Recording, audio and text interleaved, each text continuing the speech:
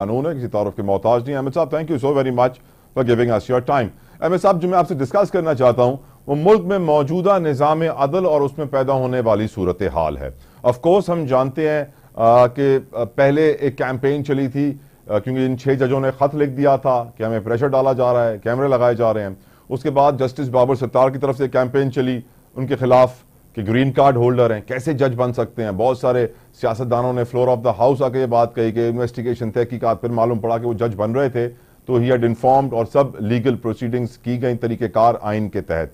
फिर हम जानते हैं जस्टिस कियानी के खिलाफ एक सिचुएशन क्रिएट की गई सुप्रीम जुडिशल काउंसिल में। फिर हम अब देख रहे हैं कि जस्टिस तारिक महमूद जहांगीरी के खिलाफ सुप्रीम जुडिशल काउंसिल में दरखास्त भी लगाई गई और वो कैंपेन भी चलाई जा रही है सोशल मीडिया पे।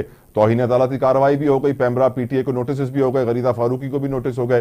But do you think Ahmed sahab कि आज के दौर में अदालतें अपनी इज्जत और अपना एहतराम बरकरार रख पाएंगी और ये साबित कर पाएंगी कि वो जो फैसले कर रहे हैं वो मुकम्मल आजादी के साथ कर रहे हैं?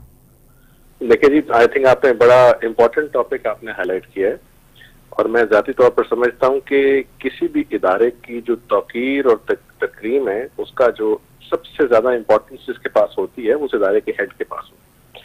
आपके प्रोविंसेस में आपके चीफ जस्टिस और पाकिस्तान की जो जुडिशरी का बानी है, जो पाकिस्तान की जुडिशरी के सबसे बड़े ओहदे पर है, वो हमारे चीफ जस्टिस पाकिस्तान है।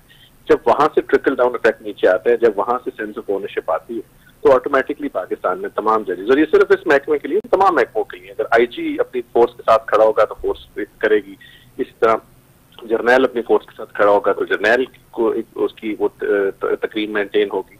तो मैं यहाँ पर ये समझता हूँ कि जो इनकी सारी की सारी कार्रवाइयाँ हैं, इसमें इस वक्त जजेस को उस तरह सपोर्ट अपने इंस्टीट्यूशन से नहीं मिली जिस तरह उनको मिलनी चाहिए थी, इसलिए ये सारी की सारी बैटल्स उनको खुद लड़नी पड़ी। इस्लामाबाद चीफ जस्टिस साहब ने ऑफकोर्स प्रेशर में आके, बिकॉज एक सारे का सारा उनके खिलाफ कैंपेन चलाई गई पूरे इस्लामाबाद हाईकोर्ट के, तो उनको मजबूरी में वो काम करना तो पड़ा।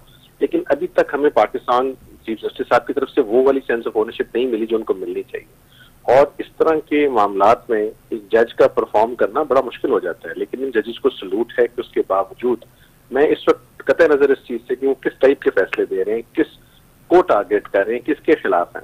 बात यह है कि एक जज ने ओथ लिया है टू डिफेंड द कॉन्स्टिट्यूशन और केस का फैसला करना to the best of his ability, to the best of his knowledge, और जो उसकी कानूनी पोजीशन है उसके मुताबिक। अब अगर वो नहीं करता तो वो अपनी ओथ की वायलेशन करता है, लेकिन उसके साथ साथ इस मुल्क में प्रोटेक्शन चाहिए उसको। और ये जो कैंपेन्स लॉन्च की जाए किसी भी जज के खिलाफ, ये अगर पहले शौकत सिद्दीकी साहब के खिलाफ हुई तो वो भी गलत थी, अगर आज इनके खिलाफ हो रही है तो आज भी गलत है। ये अक्रॉस द बोर्ड स्टेटस होना चाहिए, क्योंकि जज मेरे और आपकी तरह इस तरह रात के टाइम तकरीबन 11:15 बजे किसी चैनल से बात नहीं कर सकता।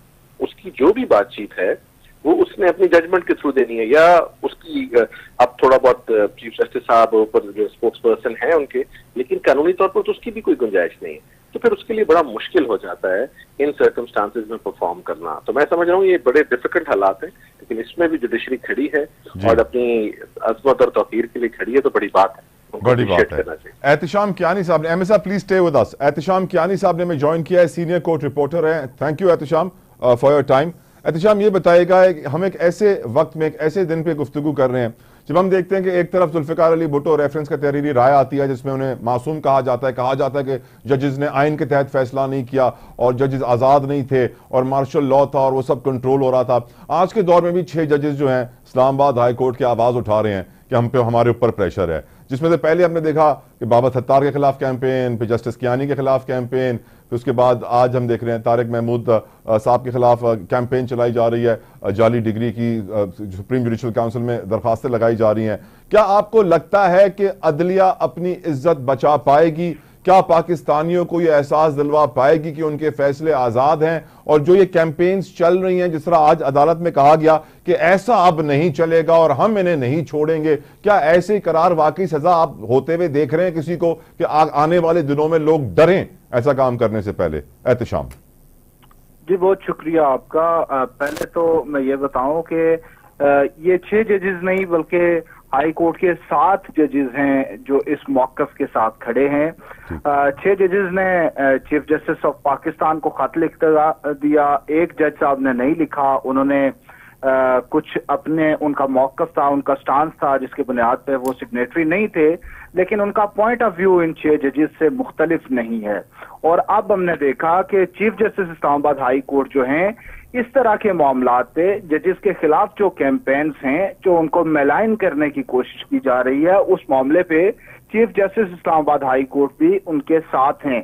तो आज ये बात भी की गई कि अब इंस्टीट्यूशनल रिस्पांस आएगा और ये इंस्टीट्यूशनल रिस्पांस ही है। Chief justice Islamabad high court ने कहा, आपका सवाल है कि क्या अदलिया अपनी इज्जत बचा पाएगी, तो ये अगर इसको ब्रॉडर पर्सपेक्टिव में देखा जाए तो ये अदलिया या जजेस की इज्जत का सवाल नहीं है, बल्कि ये मुल्क के अवाम की इज्जत और उनके वकार का सवाल है। क्योंकि जजेस ने अपनी जात के लिए फैसले नहीं करने होते। जजों पे जब प्रेशर आता है तो प्रेशर अनफॉर्चुनेटली हमारे मुल्क में सियासी मुकदमात पर आता है कि कल कुछ और लोग थे, कुछ और सियासी लीडर्स थे जो विक्टिमाइजेशन का शिकार थे, आज कुछ और लीडर्स विक्टिमाइजेशन का शिकार हैं।